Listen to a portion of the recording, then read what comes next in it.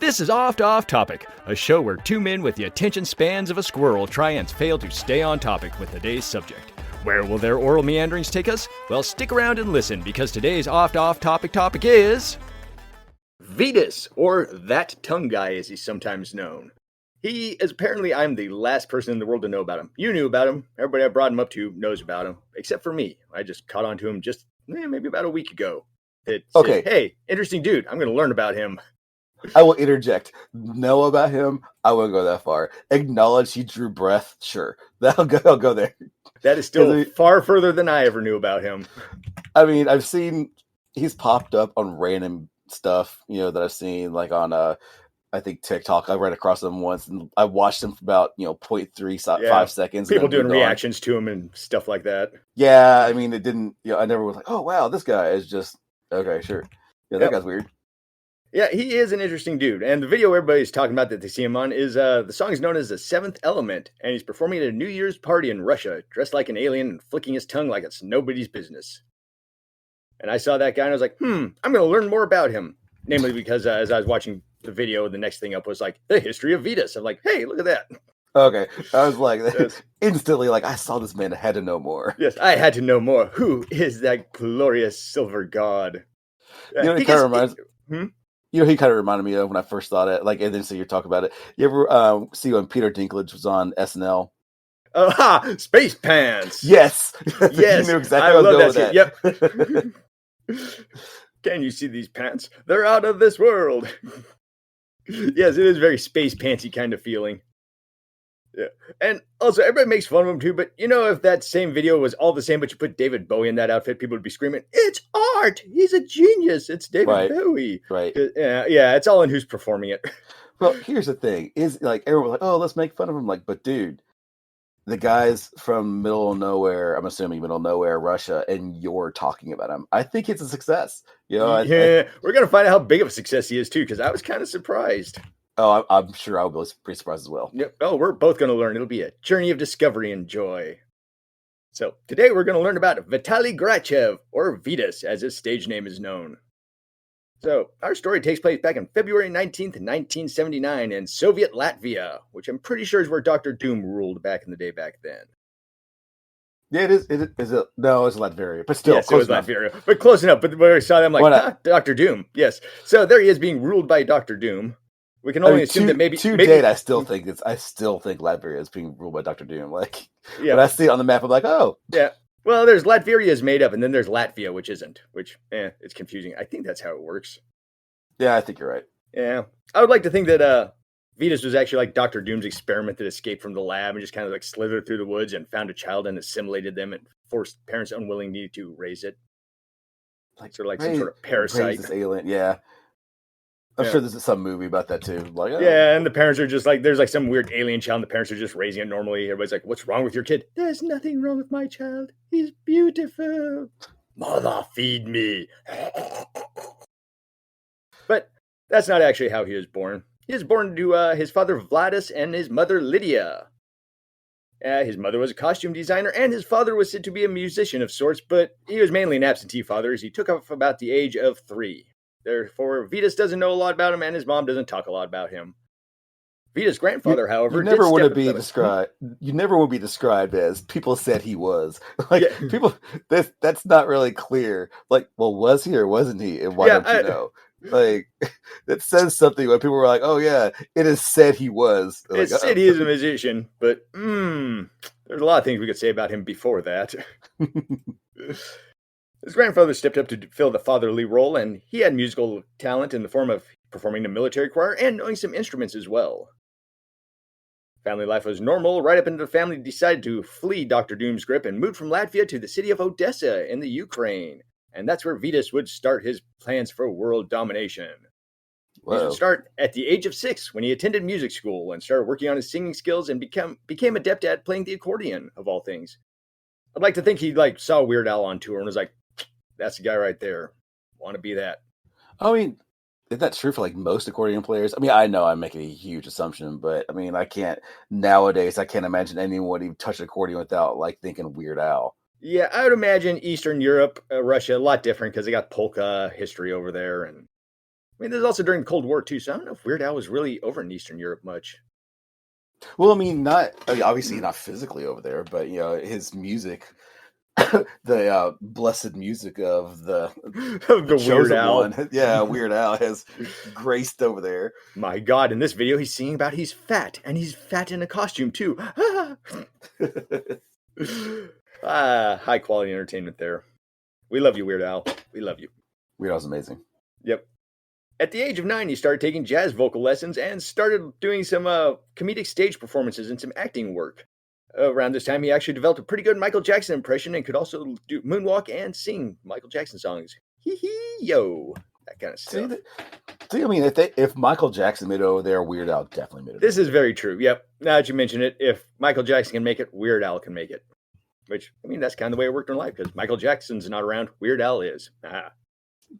He won. Yep, he won. All because of the power of the accordion.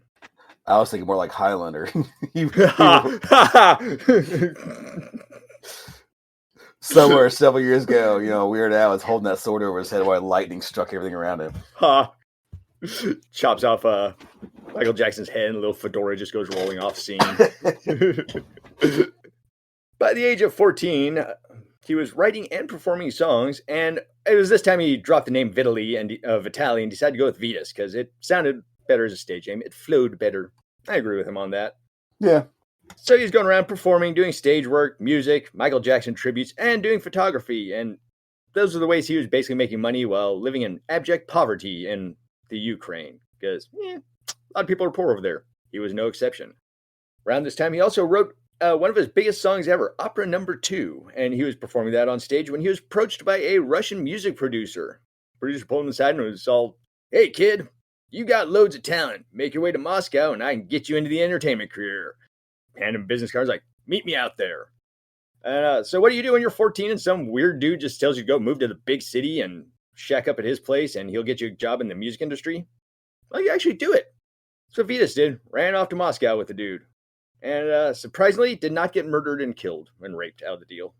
Surprisingly. Yeah, kind of. I would assume that, if you're like out in the Ukraine in poverty and some dude's like, "Yeah, come back to the big city with me. I'll show you how things are." That usually doesn't end well, I don't think. Yeah, I would assume not. Anyways, he winds up out in Moscow, doing basically the same thing he was doing back in the Ukraine, performing in nightclubs, other small venues, writing music, building his name, enjoying poverties in Moscow as opposed to the Ukraine. And things really weren't going great, but they weren't going bad. He was getting his jobs that the guy promised and, slowly working his way around town. Then he decided to make a trip back to Odessa to visit his family. And there he laid eyes on his future spouse. He went to a playhouse, and backstage he met the love of his life. In fact, he even says that she was the love of his life. Soon as he saw her, yep. That's what I was waiting for. I was waiting for like a gender pronoun that I'd be like, okay, and he met. Yep. It was in fact a she, and he fell head over heels madly in love. In fact, it kind of sounds like he started like wooing her right on the spot and was like, "Hey, I love you. I can't be without you for more than 10 seconds from here on. Come back to Moscow with me, and we can start our music career out there." Which, I mean, that seems like all sorts of red flags, doesn't it? Yeah. Hey, come follow me to this other country. Yeah. And his words were, too, he's like, literally, as soon as I saw her, I knew I couldn't spend another moment without her in my life. And so he approached her with a prospect of running out to Moscow, like the music producer did to him beforehand, and she agreed. Apparently, that's the thing you want to do in the Ukraine, is just run off to Moscow with random people who just show up and are like, "Hey, I'll take care of you." Well, I mean, let's be real. Like, okay, which shit show do you want to be in? This one? Yeah, right. I mean, it's not like these people are living it high in Beverly Hills, on top of their mansion. And yeah. So, Vitas did decide to do the right thing and approached the lady's mother and was like, "Hey, I want to woo your daughter away from you and take her off to Moscow and marry her and make her an honest woman," so on and so forth. And apparently her mom just kind of shrugged and was like, "All right, whatever, go, do it. I don't care." Probably one less mouth to feed or something. Right. I mean, dude, it's Russia. Yeah, it's Russia. I mean, I'm not saying the Russians don't love their children, but it's Russia. Yeah, and it also depends on how many they have, because even around here, I'm sure there's a lot of families that's like, we could get rid of like 3 of these kids. Yeah, I mean, you hear those stories. I mean, it's terrible, tragic stories, but you hear these stories back when Stalin went around, and the corpse cart would come around, and they'd be putting living people in the corpse cart because they're like, well, by the time you come around next time, because he came around every 2 weeks, they're like, okay, he is going to die during that time. Yeah. We don't want to be stuck with this corpse until Do you you come see back. this kind of moaning that's going on? This moaning only happens in the last 72 hours of life. Yeah, it is. I'm a professional moan whisperer. Moan whisperer. Yep. I can tell he's due. See, so, that moan is from somebody dying. That moan is from somebody orgasming. That moan is also from somebody dying. The moan that one's from both. Yeah. Decided to get one last quickie in before the corpse wagon came by and took her husband. I was also thinking, as far as getting rid of kids, there was a story, and this is like 10, 12 years ago, where I guess Nebraska or North Dakota decided to allow parents to basically bring in their kids to just give them to the fire department and be like, I don't want these, as opposed to like abortion, just basically give up your kid to adoption, no questions asked deal. Well, they passed the law, but they actually legitimately forgot to put an age range on there. One family showed up and dropped off like 6 of their 8 kids aged between like 4 and 16. They literally dropped them off at the government office. Like, they're yours now. Bye. We kept the good ones. Wow. Yeah. Can you imagine just like you didn't make the cut? Yeah, right. Also, I wonder what the cut was. Was it like a talent show, intelligence show, or just put them all in a room and just fight last one standing? You've had your chance, like the Joker. Yep. Yeah. So, as far as fleeing children and poor families, we assume, Vitas and his soon-to-be wife showed up at the Ukrainian-Russian border. And that is when Vitas suddenly had to realize there was a huge flaw in his plan on taking the love of his life back to Moscow. You see, he had his paperwork, he had his visas and all that ready to go. All he had to do is walk up to the guards and be like, hey, I'm coming through. They'd be like, yay, okay. But he realized that because everything kind of happened in a hurry, she had no paperwork, like none whatsoever with her. And compounding this problem, too, he was 20 at the time and she was 15. So in the eyes of the law, this was complete and utter kidnapping. Not kidnapping because the mom said it was cool, but dude. They don't have paperwork saying that, hey, my mom said it was okay. I mean, they're literally just, it's their word against his, you know. Well, and if you're a border guard, they're like, would you seriously have a dude come by and be like, oh yeah, the mom gave me permission, no paperwork or nothing. Trust me, the mom said it's okay though. Do you think that's going to fly? Probably not. Like, trust me. Yeah.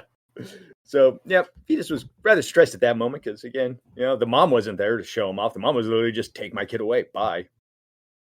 However, Vitas, he managed to make it through his paperwork as expected.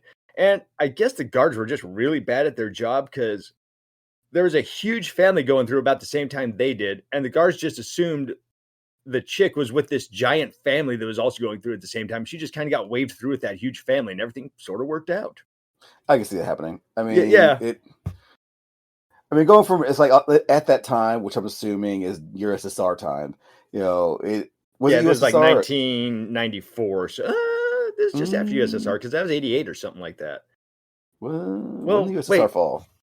I don't know. Is that the same time the Berlin Wall fell because of the Berlin Wall falling was kind of like around, let's see, founded in 1922. When did it go down? I should know this, but no. Yeah, and that one dude ended communism. Remember, he performed on the wall. Knight Rider.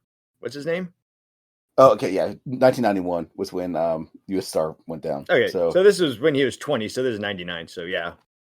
Okay, so it's a time in turmoil, however. Oh, yeah, it's not like, the USSR crumbled. That's all good now. Yeah. Instantly, everybody just like goes out skipping in the fields, everything. It's like that Simpsons episode where it's like, democracy has come to our country. Or maybe that's Family Guy. And literally the whole country just changes overnight. David Hasselhoff, that's who ended communism in Eastern Europe. Oh, in Berlin? Yep. You've heard that story, haven't you? No. Oh, you haven't? Oh, well, I know it was supposed to happen. Like, I know in Germany it was supposed to happen. In Germany, like, it was a miscommunication. Like, someone said, it was like the German guy was like, "Hey, we're lifting the restrictions like in 6 months," but he forgot to add the in 6 months part. Yeah, and then by that time, everyone's like storming the wall. He's like, "Well, whatever." Yeah, well, whatever. And then David Hasselhoff was performing around there too, and he was actually performing on the Berlin Wall.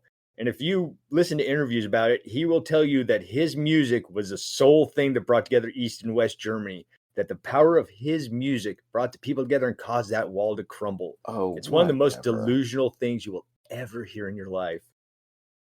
He'll literally just stand there and be like, and then my energy went into the crowd, and the crowd's energy swelled, and we could feel communism dying because of my music.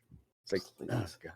You've heard his delusional rants, haven't you? Oh, I've heard several. I just forgot. Yeah, like his Knight Rider one, where he talks about how they invented everything in Knight Rider. He's like, because of my show, we invented cell phones and fax machines and even the internet.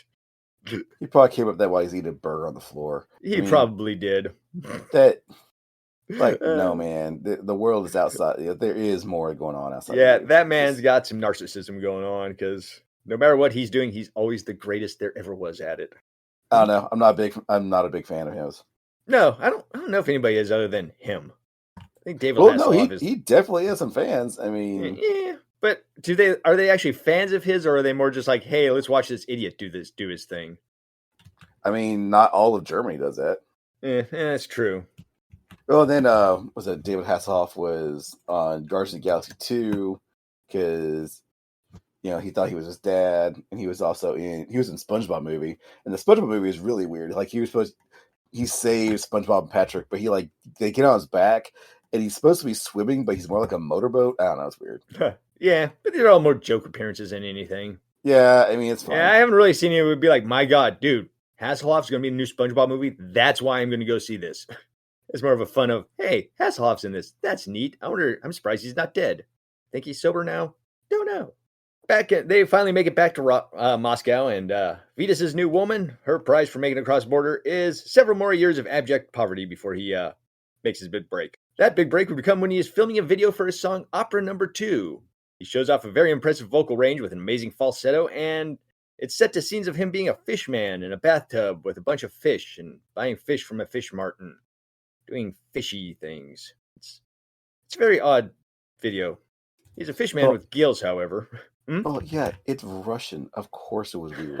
It's like a prerequisite. Like, oh, are you making a video in Russia? Well, guess what? It's going to be weird. We have these standards here. It has to be this weird.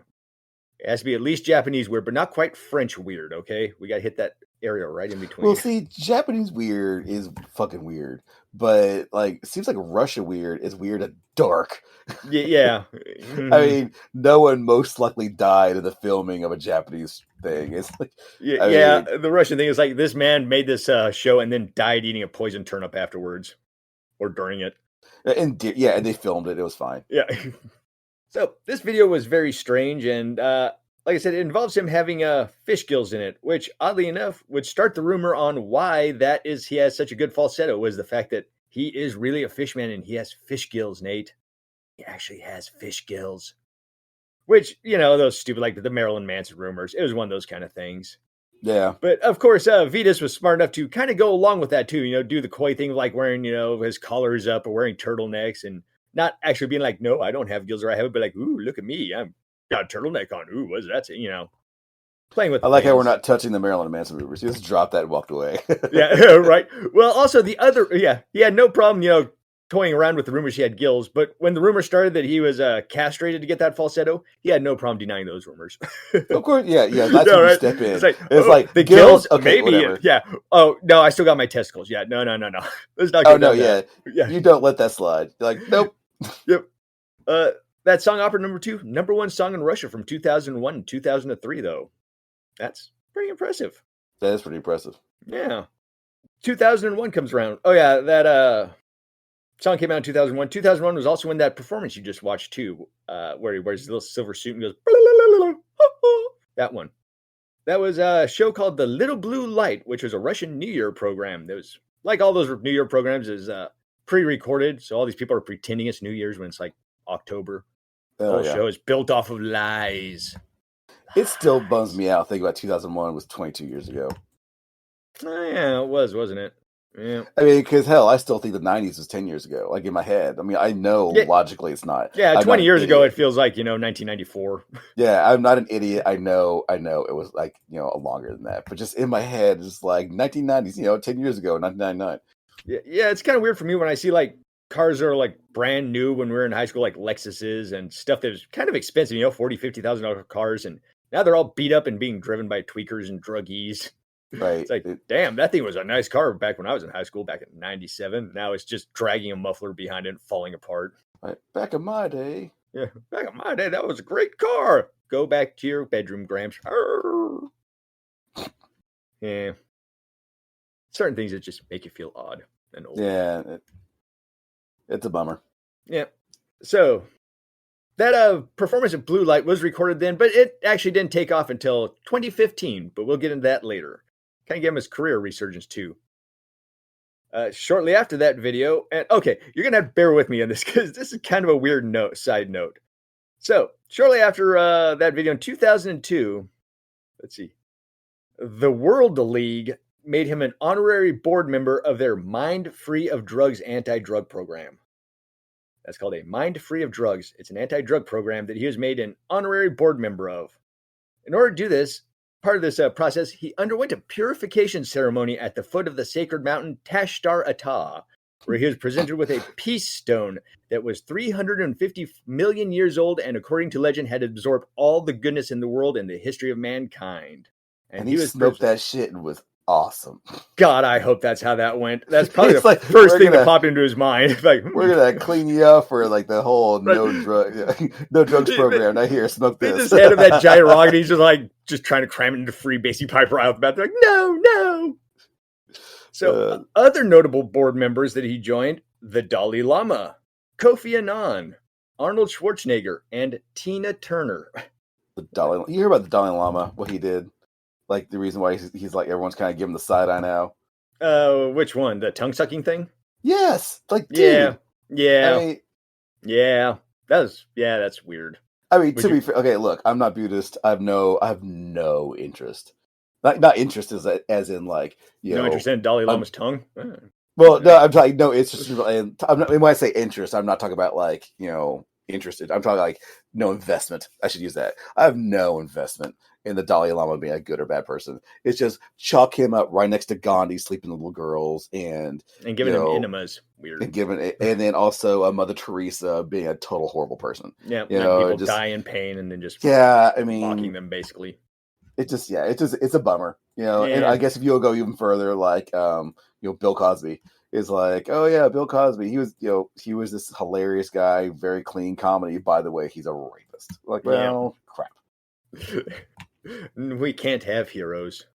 Right. I find it weird that Tina Turner was on that anti-drug board too, because Tina Turner? For real? Yeah, you didn't hear that? That's the very last name I said. Arnold Schwarzenegger and Tina Turner. And Kofi Annan. Well, I don't know.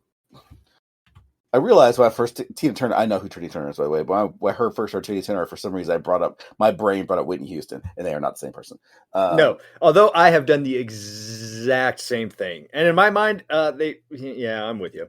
So because I did that, that's why I immediately dismissed. But was Tina Turner a big drug? I don't know that much about Tina Turner. Her and Ike did a lot of coke back in the day and beat each other, or he beat on her a lot. And, makes total sense. I mean, I believe it. Yeah. Again, I don't know a lot about Tina Turner, but just what I do, yeah, sure. I mean, honestly, she might have been clean when she got the honorary mention or whatever. Oh yeah, and Tashtar Ata, it was a man-made mountain that he was presented in front of. Now, apparently, so this whole mind free of drugs thing is basically like a weird cult. They give you this heavy rock and they tell you to take it to the top of this mountain and apply this rock and leave this rock up there. And they say it's been done so many times, there is a man-made mountain that is massive on the top of this hill from all the people who have gotten clean doing this process. And it's in Kyrgyzstan, of all places. And it's actually part of the Kyrgyzstan Come See What We Have tourism board. So they'll talk about this giant man-made mountain of rocks that has been built up there and like it's some great thing. But I actually found an actual picture of the hill of rocks. It's not that impressive. Hold on. I'll send it to you real quick. Because everywhere it's like this man-made mountain, this epic mountain that, but every angle I've seen from like their website and stuff, it shows us as being like it makes it look like an actual mountain, it's like low, high up angles. But then I don't know if you can actually see the picture that I sent you. It's really small, but I can see it. Yeah. Oh yeah, it's big enough to know that is like nothing. Yeah, you had to go like far, far away from that place's website in order to find a picture of the rock that didn't make it look massive. Because almost all of them is like people kneeling next to it with like somebody laying on the ground taking an upward shot. So yeah, I just decided to take the time to shit on this. Well, yeah, of course. I mean, if you're gonna travel way out there to make some kind of like big mountain, and you show up, you're like, oh, this is a mound at best. Yeah, and they make it sound cool by calling it a man-made mountain. Well, yeah, I believe it. It's tiny. Why not? Yeah, it's a man-made hill. So after he got his giant World Stone of Peace that he freebased, he released 2 more albums after that, and his popularity started to skyrocket enough that he actually was invited to perform at the Kremlin for Putin in 2003, and at the time he was the youngest performer ever to perform solo at the Kremlin. Also kind of impressive. That's pretty impressive. Yeah. He now started touring all over Russia and Europe and North America, and he wasn't like killing it in North America, but he did tour North America, and he was building a fan base, kind of building up his name too back in Russia. However, this first tour wasn't known as being very profitable. Got his name out, but wasn't making a ton of money yet. He also did do some duets with some famous Russian singers, including some opera singers. And from what I gather, being a pop singer duetting with Russian opera singers is kind of a big deal in their country because Russia takes their opera really seriously. It's one of those things they do well. So they don't really like mixing and mingling their opera singers with like, quote unquote, lowly pop stars. Or at least that's the impression I got, because this dude's Wikipedia isn't very good, so I kind of had to like go read Russian fan sites. So my work computer has a lot of .ru sites on it now. The FBI is looking at it like, well, this guy's asking a lot of Russian stuff. Right? It's all about this Vitas guy. What the hell? Yeah, meanwhile, it's like, both domestic and foreign terrorists are using this website. And like, to smuggle stuff. Meanwhile, here you are just kind of walking through. Just completely oblivious. What's this? You can't read Russian, so it's like, whatever. And Google Translate's not helping you. I'm just like, blah, blah, blah, rubles. Huh. Interesting. Click on the wrong link, and all of a sudden I just get some weird packages mailed to me in the middle of the night. 2004, he released the album A Kiss as Long as Eternity. Sold 2 million albums in 6 months. So, as you can see, he's getting album sales too. I assume 2 million albums in 6 months is pretty good. I didn't bother to compare it to anything, but that is 2 million more albums than I have ever sold. 2 million? 2 million albums, 6 months. Damn, not bad. Yeah, that seems like a lot. 2006, 2 things happened for Vitas. He finally gets married to the woman that he loved all his life and almost got busted at the border with. And the Chinese government gave him a call. Turns out they were throwing a hootenanny in Beijing called the Year of Russia in China. And it's basically, hey, Russia and China, we're getting along. Let's do, performances together, some of our artists. So Russia sent over Vitas, and he performed a couple of songs on stage, and he killed it. China actually fell in head over heels in love with him. He became far bigger in China than anywhere else. He would go there, tour, and just completely sell out stadiums left and right. He was on TV shows. He was on a bunch of movies, too, including big Chinese government movies like Mulan, Founder of the Party, Become Famous Overnight, and The Master's Last Secret. Which, Founder of the Party and Mulan, I remember hearing about as big Chinese movies. Founder of the Party was like the government propaganda one that was like, ooh, China, great. What? China making a propaganda movie? Never. Right? I know. As long as good old America doesn't do anything like that, we're above making propaganda. Did you hear about that one movie that China produced, like the actual country? It was an animation they put tons of money in, and finally, when it came out, it was like South Park quality animation.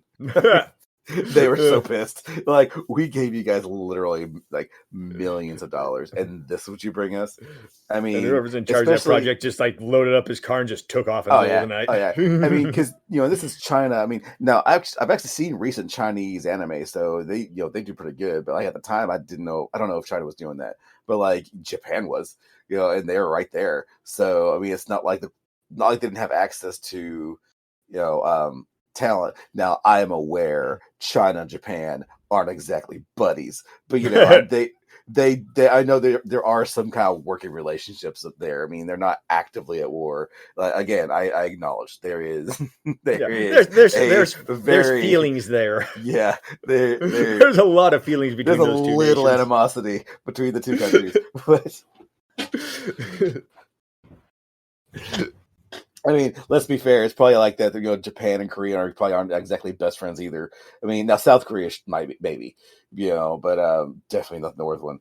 And yeah, Japan, China. I mean, let's just look, let's just all acknowledge, if it's close to Japan, someone's probably pissed at them. There was a little bit of time they decided, like, hey, let's just take over everybody. Yeah, we're going to go out there and rattle our sabers a little bit and see what happens. And which people don't forget. It never really, like, I never really got that. Because, look, Japan, as powerful as their army was, they're small. Let's pretend they were the best army in the world. And they did take over China. Then what? They can't produce enough people. Right, because we have one Japanese person to guard all 3,000 Chinese, or whatever, even bigger tiny. Ratio.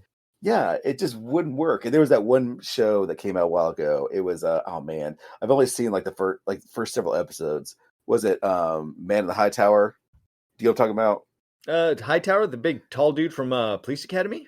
No. It was a TV show, and anyway, the premise was it was alternate reality where America lost, and Germany and Japan took over America and split America. So Germany took over one part of America and Japan took the other part of America. But I'm just like, how? Like, there literally isn't enough bodies that Japan could produce that would be able to hold the country, especially as big as America. Never mind, like, I don't know, Australia or something. It just it doesn't make sense. They would need to recruit other countries. It would need to be the whole, like, Alexander the Great thing, where they would conquer a country, then absorb them into the army. Well, but in modern times, I can't imagine, like, oh, yeah, especially the way I was raised is they would use Satanism to brainwash Americans, and then Americans would enslave each other. Right. Yeah. Because, hey, that's what the communists do. They have satanic powers of mind control people. I mean, Wolfenstein made more sense, and it still didn't make sense. But the more recent Wolfenstein 2, that one stupid head cutting off scene, I swear to God. That was so dumb. That was one of the dumbest things I've ever seen. We have this one shot, grab his head out of the middle of the air and just go flying it back on a drone. Oh, God. Yeah. Oh, it just... They could have gone. I mean, then they attach his head, and 18 hours later, he's just right around, be like, "Look, I'm fine." Woo! Yeah, he's totally fine. Yeah, and it's like, didn't he have sex right after? Yes, well, that's the thing. Like, and it's never mentioned again. It's like they did the Darth Maul thing. We're like, "Oh yeah, he's in a robot body." By the way, never mind. It's all fine. Yeah, I'm sorry, dude, but if I see your head get cut off, and then next day you're fine, I'm gonna have a lot of questions, dude. I'm gonna be asking you nonstop questions. It was immediate, and they had the body at the ready. Yeah, right. And part of me would be like, hey, if it's that easy, why don't we just all get our heads cut off and try it out? That sounds like fun. It wasn't surgical. They didn't take care. The dude got his head chopped off with a sword. I know. It was not a precision cut. Okay, we veered off topic from veering off topic. It's so stupid, though. Oh my God. I mean, it was fun. I mean, going around shooting things, it was fun. The game that part was fun. And the game didn't take itself too serious, but they could have done a million better ways of writing that scene. Well, there were times they did, when he ran to his dad and that whole dramatic scene. That was they were trying to interject some drama in there, but you're still just he's a robot with and there's no difference. No one can tell the difference as he's walking through. I mean, there's not even bolts in his neck like Frankenstein. It's just he's right. Fine. Every time somebody turns a microwave on, he pees his pants just because of interference. I mean, at the very least, again, I know it's a video game, but if he's got a robot body, give him robot hands, give him a machine gun in an arm. Give me Barrett. So what's going on? Why is he still running around? That would be kind of disappointing. Be like, well, we reattached your head to a robotic version of your body. Ooh, did you make improvements? Nope, it's exactly like it was. Oh, damn it! Even the zits and stuff. Yep, down to the last detail. Beginning to end is the exact same thing. I'd be like, couldn't you at least fixed a couple of things? Shaved off a few pounds? Nope, that's not how it works. Son of a bitch. Give me treads for feet instead or something. So, anyways, Vitas, starring in movies like Mulan and founder of the party. Everybody loves him in China. They even gave him the nicknames Lord of the Dolphins and Space Nightingale. Which, those sound like really lame comic book heroes from the 50s, those old Golden Key comics, those kind of things, where it's Space Nightingale teams up with Little Lotta on this adventure. Yeah. You know which comics I'm talking. No, apparently you don't. No, I'm trying to. Who? Sorry, I got lost. I was trying to. I got quiet because I was searching my memory. Oh, gotcha. No, I was just saying that the nicknames that they gave Vitas sounded like old comic book heroes, lame comic book heroes. Yeah, I was just trying to place certain the Wiz. I'm like, the Wizard, no, because that was just some unfortunate ones that probably worked back in the day that don't work now. Yeah, the Golden Glove or whatever weird names you had back Yeah, then. All I can think of whatever. is stuff like Casper and Little Lotta and. Oh, okay, you're going that route. Okay, not superhero comics, but like Casper and those comics also had like really lame superheroes in them, though. Trust me, I know I had some of those comics back in the day. Did you? Yeah, I had some Archies, and Archie never really I never liked Archie because first of all, I don't know, they made him look like some kind of obviously some freckled ginger, and he has like two bombshells just wanting him, and I'm like, what? And he's like, oh, I can't pick between the two. Like, man, come on, this is so stupid.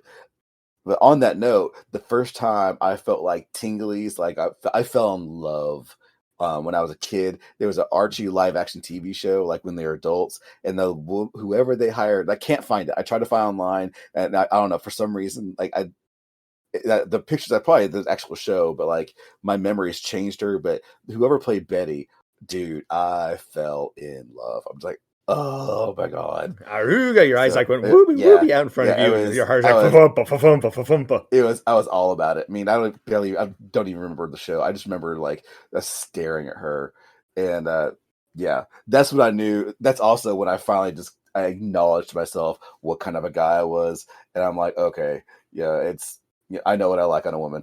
Yeah. You're like, well, there we go. And she's got two of them, and they are amazing. Huh. So, Gold Key Comics, I googled it real quick to look up what kind of heroes they had back in the day. They were home of such things like Green Hornet, Space Family Robinson, Turok, Son of Stone, Dagar the Invincible, The Time Tunnel, Johnny Quest, Tiger Girl, Cave Kids. So yeah, they ran between like little cheesy kid cartoons to like really lame superheroes from like The Owl. Johnny Quest was the only one that jumped out at me, and even then, the most I know about Johnny Quest are like the not like the making fun of it, like Underdog. I remember Underdog kind of. So back to Vitas. Now with his new nicknames, Lord of the Dolphins and Space Nightingale, freshly given to him from the Chinese, he also had a 3-meter statue erected to him in 2009, and the Chinese government also gave him the Honored Artist Award. And he received that in front of 100,000 people, and millions of people watched him on TV get it as well. And 2011, he also won Performer of the Year in China. So again, the Chinese love this dude. He is massive there. Why? I mean, I guess. Honestly, I couldn't tell you. I guess Chinese just like weird white stuff. I don't know. Although then again, if the Chinese were like, hey, come over here and sell out stadiums, hard to say. Not that I have anything against China, really. It's just like, I don't want wars to start me being stuck in a foreign country like that. Here's the thing, and I understand it's also me being a dumb American. Like we forget sometimes that the world is bigger than us, particularly with entertainment. Like maybe not like with politics, but talk about it specifically with entertainment. Like, no, there are massive movie stars out there who we have never. There's some Bollywood stars who have won more Oscars than we can even fathom. Yeah, and, it's like he's the biggest actor in the world. I've never heard of Jackie this guy. Chan. Jackie Chan, it took a while before he came over here and got big, but he was like a huge movie star. And even still, like Jackie Chan's more of a novelty name over here. Yeah, he's over in foreign markets. He's very serious and taken very well respected. Yeah. I mean, you can still run to people who don't know who Jackie Chan is. Yeah, because if they're not into action movies, they just don't know who he is. Maybe they've seen him on Rush Hour, but it was kind of forgettable. But they don't know too much about him but then you go to those markets and it's like you can't not run someone who doesn't know who Jackie Chan is.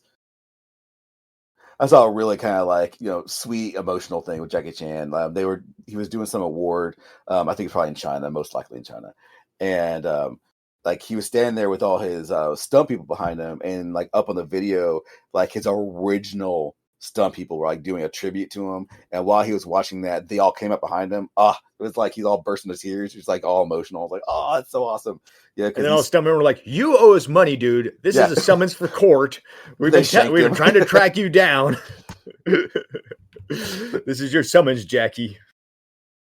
Also in 2011. Go ahead. I was going to continue about Jackie Chan, but him like doing continue Jackie Chan. I'm done. I was just going to say, just think about all the stuff he would do, like in terms of like what made him so big, and just amazing still alive. I mean, all those all those stunts that went wrong.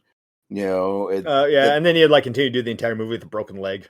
Right. I mean, and they would show like at the end of the thing, like their credits, like, oh yeah, by the way, here's when everything went terribly wrong. Yep. There is some controversy on whether or not he's actually done all his stunts, however. Oh, really? Yeah, actually, I went down a rabbit hole like a year or two ago, and there are some scenes out of his movies that very does not look like him doing those stunts. I mean, it's in the minority, but there's a couple times like it'd be like scenes where he's like jumping between two buildings, and like as he jumps off, it's obviously him. As he lands, it's obviously him. But like the in between scenes, it was kind of like they did like 4 shots of the scene, and like they didn't use him for the entire clip, kind of deal. Gotcha. There's always someone gonna be doubting. You're like, no, he can't. There's no way he could do that. This is shenanigans. Yeah. I mean, he was a stuntman. He did that for Bruce Lee. What movie was he in? Where it was like Bruce Lee ran almost exactly what you just said. Where Bruce Lee went to go jump, and the person flying through the air was Jackie Chan, and then the actual kick was Bruce Lee. Yeah. What movie was that? Was that Enter the Dragon? No, Enter the Dragon. I've never seen a Bruce Lee movie, to be honest. Well, I wasn't give you a ton of crap for that, but whatever. I mean, it's not like you have to. I've only seen a couple of them. Yeah, I've seen Enter the Dragon. Because if you were going to see a Bruce Lee movie, then that's probably what you saw. And I've seen a couple other ones, just offhand. But I mean, honestly, the Enter the Dragon. Oh no, there was the in the Tower or Faces of whatever. I saw another Tower one. of the Faces of Death. No, I mean, I basically had several movies come to me, and none of them were right. But there was the one where he had to go up a tower. It's the one where they made but they took his outfit on Kill Bill. It was the yellow. Oh, is that the one where he fought Kareem Abdul-Jabbar too? Yes, and he also fought blank his name, see his face. Everyone like it's jokes. David Hasselhoff? No, white guy. Beard. Oh, Chuck Segal. Chuck Norris. Jesus. Chuck Norris, yeah. Chuck Norris. And man, talk about people who went bad. Chuck Norris, like he is a nut job. Yeah, I think he got kicked one too many times in the head. Like, dude, I don't know. I never liked those jokes either. Where it's like, a snake bit Chuck Norris, and after 6 days of excruciating pain, the snake finally died. Yeah, he doesn't do push-ups. He pushes the earth down. Yeah, I mean, I've never seen Chuck Norris as that much of a badass. I just haven't. Yeah, he was fine. I mean, he did some action movies back in the 80s, but I mean, did Sylvester Stallone. He beat Bruce Lee at like a tournament or something in a No, he never Olympic beat Bruce tournament. Lee. Bruce Lee handily handed him his ass every single time. He was Bruce Lee's pupil. I could have sworn I heard somewhere that he did him as a draw and won the Olympics or something, but I could be wrong on that. I mean, you might be right, but from my information, without going to the internet and searching, like Bruce Lee taught him, and like Bruce Lee, there's no. Haven't you ever heard of students surpassing the master? Yeah, but I'm sorry, man. I've seen Bruce Lee fight, and I've seen Chuck Norris fight, and there's no question Bruce Lee handed his ass to him. Bruce Lee was so much faster, and just based on his build and his muscle tone, probably stronger. And I've seen Chuck Norris fight. He is, in comparison, like his kicks are going through mud versus Bruce Lee. Bruce Lee, you should watch his movies. They're not sped up. If anything, this slowed some of his moves down. Like, he is insanely fast. So I know they definitely did that during the Green Hornet series. They had to slow him down on those during that because the action was going too fast.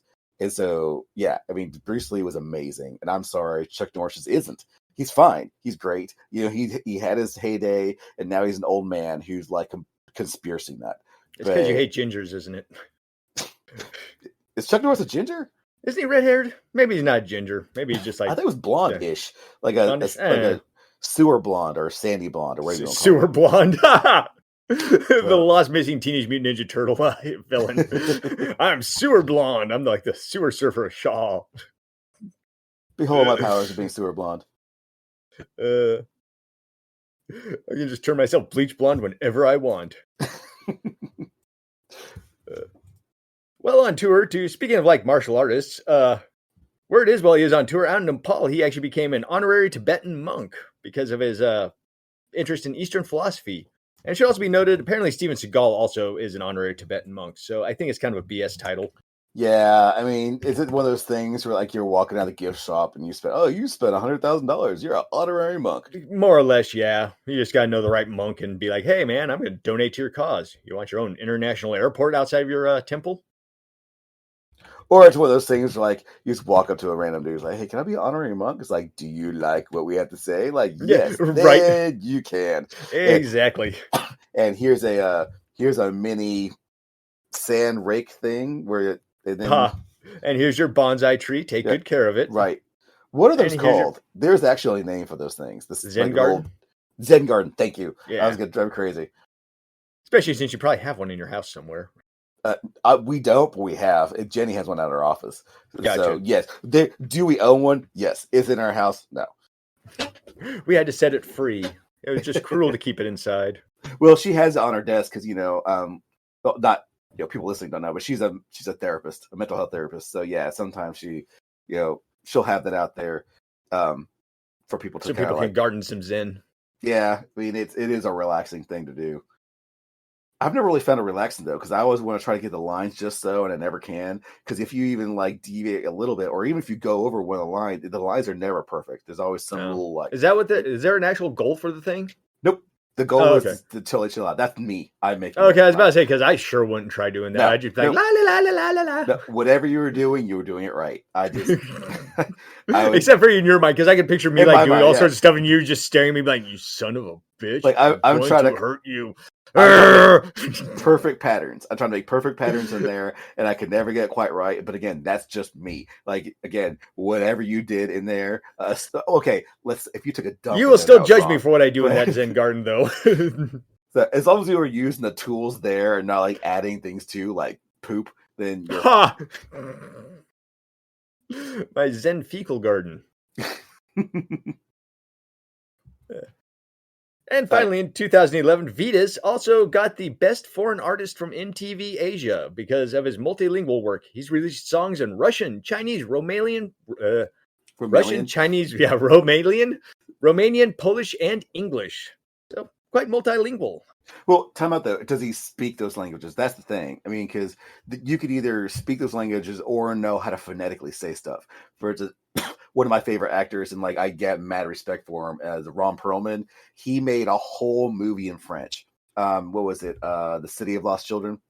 The entire movie, and I mean, it sounded fine to me. And from what I understand, a lot of other French people really appreciated what he said. He doesn't speak a word of French. He did. He just learned his lines phonetically, and he went out there and reproduced it. So it's just now. To be fair, he wasn't making any monologues. So let me not give the illusion of he was up there. He's not up there doing Hamlet in his non-foreign language, non-native language. He was a quiet giant, type person. So he was around, but he did talk. His whole line was like, "Could I get the Reuben sandwich?" in French. Right. Yeah, it wasn't anything extensive. But I mean, that being said, Ron Perlman does speak multiple languages. I think he speaks like English, Spanish, German. Yeah, I don't know. Like, how much does he speak of each one though? Just a couple words, or because no, I always wondered. I mean, people from are what I like, understand, fluent. He's so, okay. Fluent enough. Yeah, probably not to like a native person. It's like, oh wow, it's like it'd be like someone coming over here from Japan who's never actually had conversation in English, and so they come over here and they start. I'm like, oh, I made all A's on my English test, and I try to have conversation. We're like, oh, you're close. You're close enough. I can understand you, but you're still a little off. It's probably like him over in these countries, most likely. I mean, you know what though? I could be wrong. I could be like, no, man, he is like just full interpreter if you wanted to be. I don't know that much about Ron Perlman. I'll be honest with you. I appreciate what I like. I like him as an actor, and from what I've heard of him, like for instance, his language skills, I appreciate that. But if someone like writes in and says, "No, Ron Perlman, actually, he doesn't know any of his languages. It's all the act," I'd be like, okay, I have no way to dispute that other than this like. To our listeners, what does Ron Perlman speak? Let us know at offtopic@gmail.com. And let's also acknowledge I could do this research myself, but let's also acknowledge I'm not gonna. Yes, this is true. I could always research Ron Perlman one of these days. I mean, that very well could be a subject that would come up one time, but as of right now, nope. Yeah, no, I can think of better things. Around 2011, things started to slow down for him a little bit. He was still touring, making his money, but not really like setting the world on fire. And back at home, he actually started getting into a little bit of trouble. 2013, he was drunk driving and hit a lady on a bike. Cops showed up, and he basically tried to start screaming at the cops, trying to pick a fight. It got recorded. People laughed, made it the news. He got thrown in. He was forced to pay a fine and apologize. And got his license revoked for a couple of years. And while the media was investigating this whole thing, it turns out prior years he had gotten a lot of drunk driving citations and lost his license a few times. Managing basically to pay all the fines to get it back a few times. Well, that's one of those things like apparently it's from Final Fantasy, a Final Fantasy game where it's like if a law. If the punishment for a law is a fine, then that's it. Yes. Yeah. The punishment of law for a fine, basically it's against poor people, not rich. Yeah. So yeah, I heard some story about some guy who was just like, he always parked illegally. He was like a college student. He would always park illegally, and then they would tow his car, but then he would just pick it up for $200, and it wasn't a big deal. And they're like, that sounds like a Steve Jobs thing. Yeah, it just he's like, oh, whatever. You know, it's like, it's just $200. What's your problem? Like, no, man, that's $200. Like, that's make or break me eating or not. Yeah, right. For some people, $200 is what they wipe their ass with. 2013, hit somebody on a bike. Then next up is career kind of in a little bit of a lull, at least in the Western world.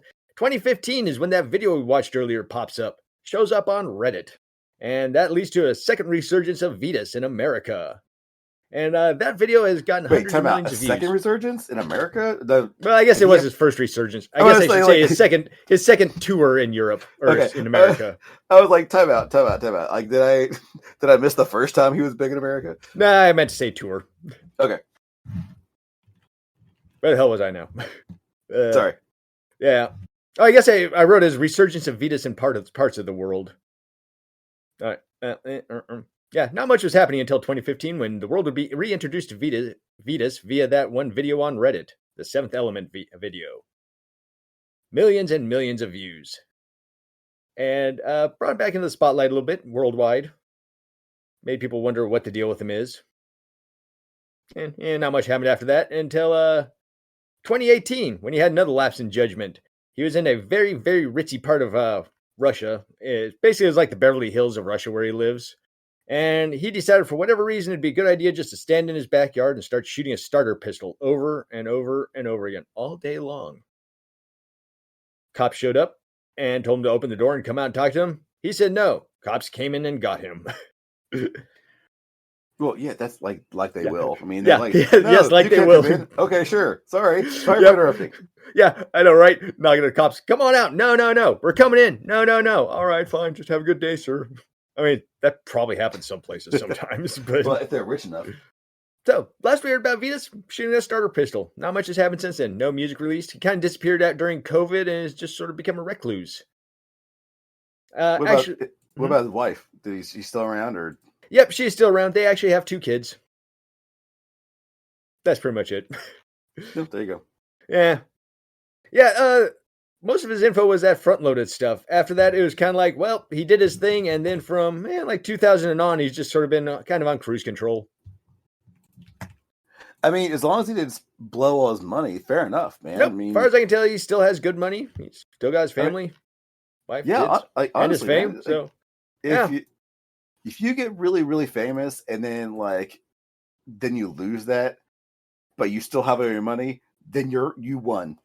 You're a winner. There's no problem. That was one thing. Have you ever watched the always bug me about this movie? Do you ever see what was it? Oh man. The animated movie. Oh, Jesus Christ. I can't believe I see it in my head. We just watched it like the other night. It is from Dr. Seuss. It's the Lorax? Lorax, thank you. Yeah, you got that in one. Yay! So, I don't know how I got that, but I don't either. But you know what? I'll roll with it. So yeah, the Lorax. So the premise of the Lorax, of course, is it's a kind of environmental movie, and it matches my politics, so it's fine. But I know it definitely pissed off some right wingers. But at the end, so the premise is, he's making these completely stupid clothing, whatever. And he uses the leaves off these trees. Well, his family comes to cut the trees down because it's faster. So he ends up cutting all the trees down. They wipe out every tree in the area. So and they imply this only tree like all the trees ever, but because their world is a span of like I don't know 10-mile radius, but so they cut down the last tree, and he's immediately bankrupt. Immediately. He's immediately what? Like bankrupt. Like the next day, he's destitute, and I'm like, what was your business practices? Is like he was like a billionaire. Like they are implying like this dude. He has a huge factory with all this stuff. I mean, this guy is this. He was hooked on Fabergé eggs. Yeah, is business mogul. And then, like, seriously, like, the moment the last tree falls, he loses everything. It's like, what were you doing? Like, what? What? Like, I can't imagine anyone's fall would be so fast. Like, just, like, it's so funny because of the whole, you suspend your disbelief, especially for cartoons. But especially cartoons, I mean, they have flying, wheel mobiles or whatever. I mean, it was completely ridiculous. But that pulled me out of the movie. And I know it was probably just me, but that pulled me out of the movie. How quickly he went from being the richest man in their world to a nobody who lives in the outskirts of town. In fact, like not only did he lose everything, he lived out in the outskirts of town in a shack that nobody knew who he was. So he went from the richest man ever that everybody knew who he was, and fast forward like maybe 10 years, and nobody's heard of him, and he is just that has nothing.